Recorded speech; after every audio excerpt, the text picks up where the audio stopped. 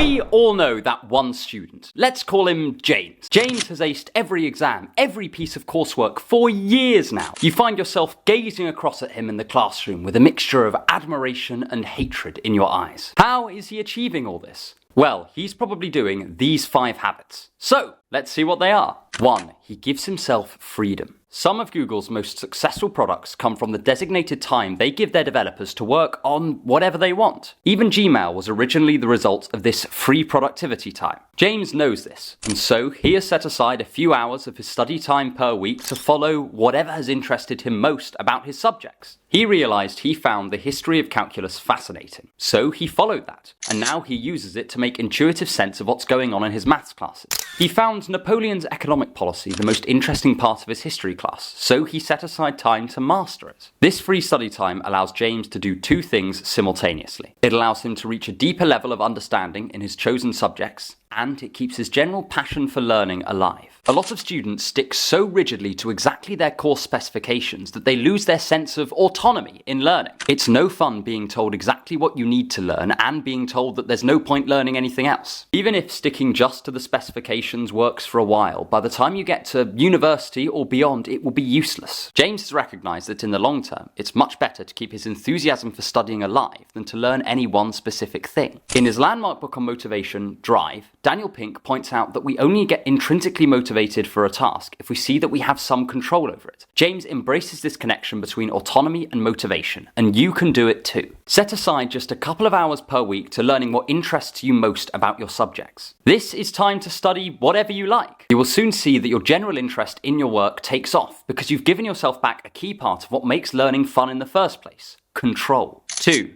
He is curious. When I ask a student, what's the primary emotion you associate with studying? I often get back either anxiety or fear as an answer. This is nothing short of a complete disaster. Trying to do anything while paralyzed with terror is a nightmare, and this is again where James sets himself apart. The overwhelming mental state of James while he's studying is curiosity. He has long since abandoned his fear of not knowing something, and paradoxically this means he can learn things much more quickly, and to a deeper level than almost any of his peers. His curiosity feeds his desire to know more and more, and this keeps his focus and motivation high, staving off distraction and procrastination. Not only that, but James's curiosity means he is actively engaged with his work while he is studying. Each time he opens a book or sits in a lecture, his mind is active. A million questions emanate from his brain as he asks why what he is learning would be true, whether there are different perspectives on the issue, and how he can link what he's currently learning to something he already knows. This constant active engagement with whatever he is studying means James's retention of information is significantly higher than his peers, and this all comes down to curiosity. But how can we be more curious? Well,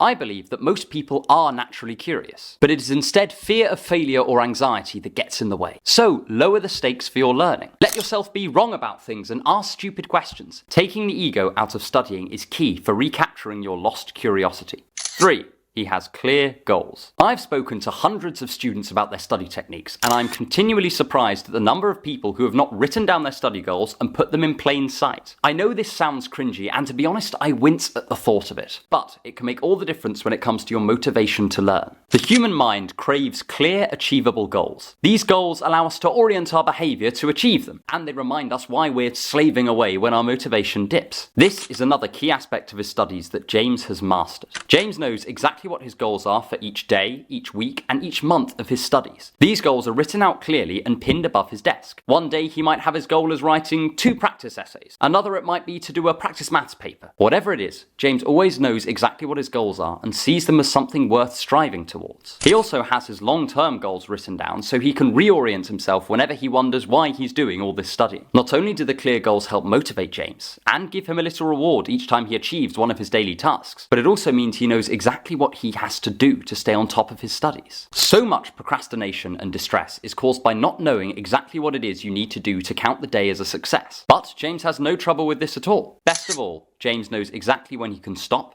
get up from his desk, and count the day's work as done. This is perhaps the easiest of James's habits to adopt. Simply write down your study goals for the day, the week, and the month, and keep them where you can see them from your workspace. Be as specific as possible in your daily goals so you definitely know when you've achieved them. You will immediately feel more clearly oriented in your studies, and thus more motivated. 4. He lets his mind wander. This is going to be a controversial tip, but I don't care. James is a master at mind wandering. He takes daily walks with specific problems from his studies in mind, and he lets his unconscious work through them while his body is occupied with this gentle activity. He has balanced letting the mind be free on these strolls without letting it go into a negative spiral. This skill took him a long time to develop, but it now allows him to take a pleasant break from his studies while his subconscious is still actively solving a difficult question in the back of his mind. The benefits of this sort of mind wandering can be seen everywhere in James's studies. The biggest benefit, however, is creativity. If you'll allow me to indulge in some really oversimplified neuroscience, our brain often comes up with new ideas by connecting pre-existing ones together, and a mental state determines how disparate the ideas connected can be. When we're dreaming, we can form connections between very different ideas, to the point of coming up with complete nonsense. Young children are also very good at this. But we want to hit the sweet spot, where we can come up with creative solutions to problems without veering off into connections bearing no relevance to the situation. Controlled mind wandering strikes this balance perfectly. When James is on his daily walk, he always has a specific problem in mind, but he's not necessarily consciously trying to solve it. Instead, he is just exploring it from every angle possible. He uses this technique to plan essays, write mathematical proofs, and nip writer's block in the bud. However, it took him a long time to gain this ability. Most people's minds immediately dwell on negative thoughts when they're allowed to wander. Through meditation and practicing gratitude, James has been able to prevent this from happening, and instead his mind stays relatively occupied with the problem at hand, while occasionally wandering off and dipping into other avenues for potential solutions. This is not the careful, directed focus of studying at one's desk, but the disparate, gentler focus of just letting the mind go where it wants to. So, try this out for yourself. And if you find anxious thoughts take over, then don't blame yourself. It will take time for many people to allow their mind to wander without fear gripping them. But with gentle encouragement and learning to let go of anxiety over time, this can become a life-changing study aid. 5.